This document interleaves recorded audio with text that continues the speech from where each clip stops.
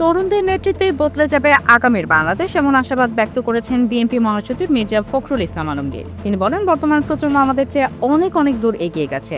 আমি অত্যন্ত আশাবাদী অনেক কিছু হবে এবং বাংলাদেশ অবশ্যই মাথা উঁচু করে দাঁড়াবে। মঙ্গলবার বাংলা একাডেমিতে সিভিল ডিসকোর্স ন্যাশনাল 2025-এর সমাপনী অনুষ্ঠানে প্রধান অতিথির বক্তব্যে তিনি এসব কথা বলেন।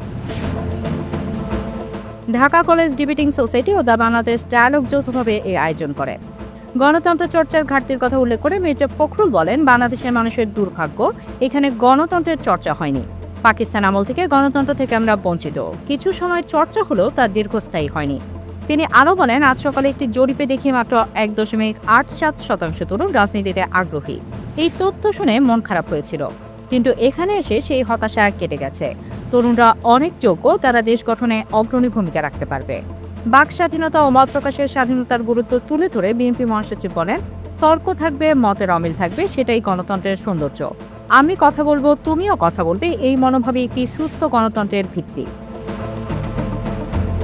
1971 সালে মুক্তিযুদ্ধের সময় ভারতের এক প্রদেশের মুখ্যমন্ত্রীর সঙ্গে সাক্ষাতের স্মৃতিচারণা করে তিনি বলেন, তিনি একজন দেহরক্ষী নিয়ে সবার সঙ্গে সাক্ষাৎ করতেন।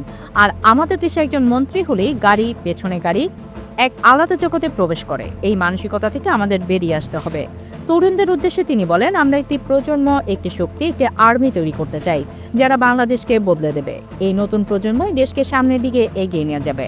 অনুষ্ঠানে আরও উপস্থিত ছিলেন বিশ্বব্যাংকের সাবেক senior health specialist doctor Ziauddin Haider, Dhaka কলেজের অধ্যক্ষ প্রফেসর এ.কে.এম. ইলিয়াস, বিএনপির আন্তর্জাতিক বিষয়ক কমিটির সদস্য ইসরাফিল খসরু এবং সুপ্রিম কোর্টের আইনজীবী রাসনা ইমাম প্রমুখ।